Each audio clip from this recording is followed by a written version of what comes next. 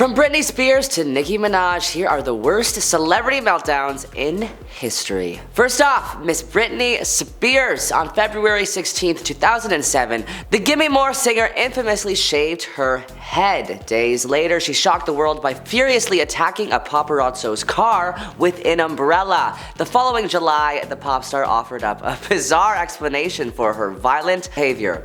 "I was preparing my character for a role in a movie where the husband never plays his part, so they switch places accidentally," she wrote on her website.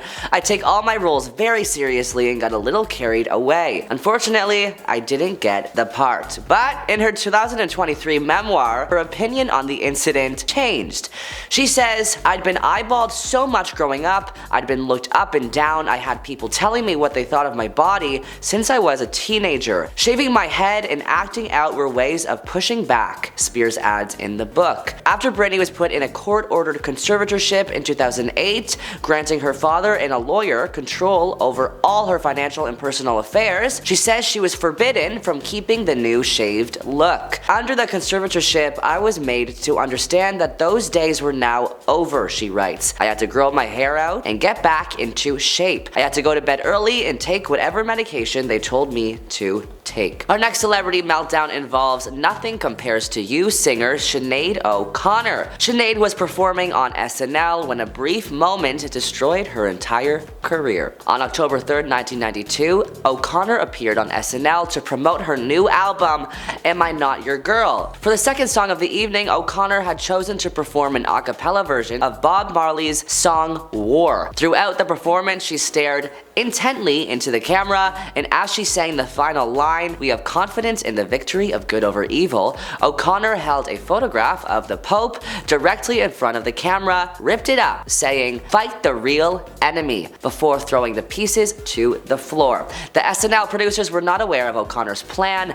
During the dress rehearsal, she had held up a picture of a child. Everybody at SNL apparently froze after the live performance, unsure how to react, and that the music producer Liz Welch went from jubilation to tears. The executive producer Lorne Michaels said the air went out of the studio and that he ordered that the applause sign should not be used. The audience remained silent and O'Connor returned to her dressing room where somebody found her talking to herself, quote, doing something between poetry and chanting. Our next celebrity meltdown involves Nicki Minaj and Mariah Carey. On an episode of American Idol, the former show judges got into a curse word-filled fight. Minaj criticized Carey for being too harsh on a contestant, which the Vision of Love singer responded by saying, "I'm sorry, it's just that that's what I do, Nicki." The Anaconda rapper immediately fired back. "Oh, you're right. I'm sorry I can't help her," she said, tossing her seat behind her. "Maybe I should just get off the effing panel. Let me get off the panel." After leaving the room, Nicki was overheard shouting, "Shut the F up! Finish the show, I'm done." But that's not the only on-air meltdown Nicki Minaj has had. When accepting her VMA award for Best Music Video,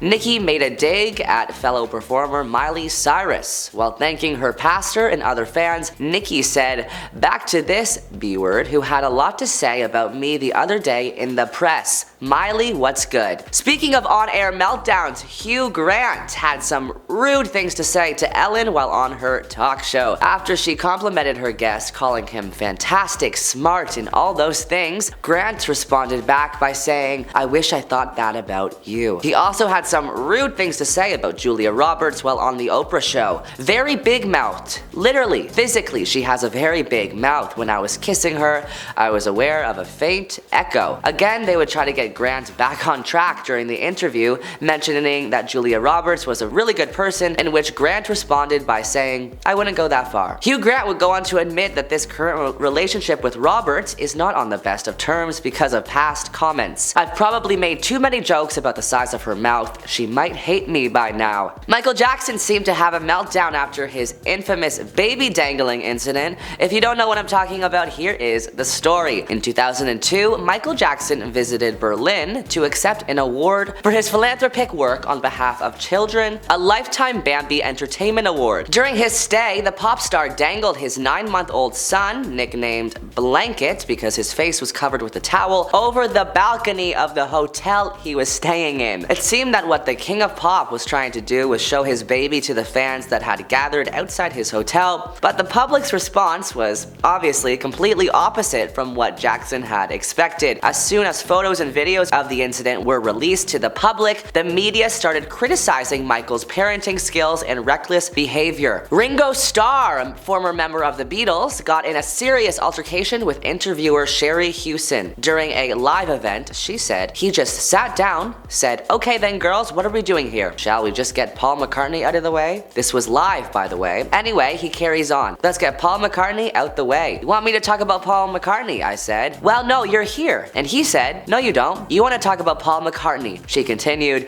He was so angry. It was just so weird. I thought, why? Why? It was just a really weird thing. And then he said to the audience, "Can I tell you all, if anyone wants an autograph, cannot have one, because I don't do things like that." At the end of it, one of the producers came up with one of her little children who was only 4 years old and said that she knew he didn't do autographs, but told him that her daughter was only 4 and she really loves the Beatles. He just stared and said, "Really?" And then he said, "Did you not hear what I just said? I don't sign autographs." Yikes.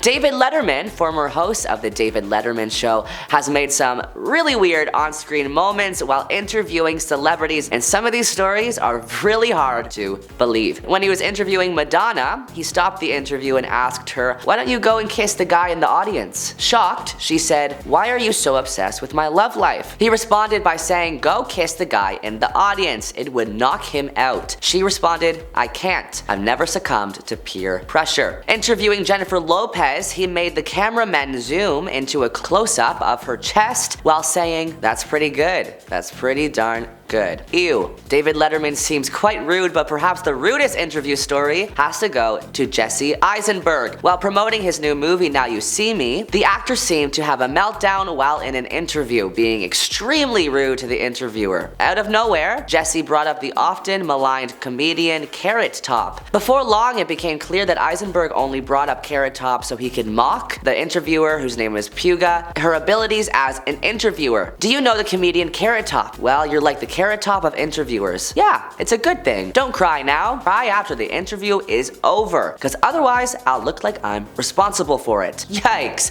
After this back and forth conversation, Eisenberg half-heartedly performed a magic trick. Puga then asked Eisenberg if he could say her name to the camera. In response, Eisenberg asked Puga to explain what his motivation for saying her name was, like he was performing an acting exercise. When Puga asked Eisenberg to say her name like he was trying to find her in a crowded place, he quietly said her name. Puga then remarked that she would never be able to hear him in a club, and his explanation for why he was being quiet seemed very harsh. He said, "The thing is, I actually didn't want to find you. I actually was hoping to stay alone." After the interview was done, the interviewer said she went behind the curtain and cried. Shia LaBeouf, former Disney star known for his troubled past, turned heads when he wore a paper bag saying, "I am not famous anymore," to a red carpet premiere for his new movie. Just hours before the premiere, LaBeouf found himself sat with a panel in front of a room full of journalists as well as his co-stars. When asked about his decision to star in a movie with so many love scenes, he bent low over the microphone and replied, "When the seagulls follow the trawler, it's because they think sardines will be thrown into the sea. Thank you very much." He then got up, pushed the mic away, and stormed out of the conference, leaving the audience and his fellow panelists mystified. What does that even mean?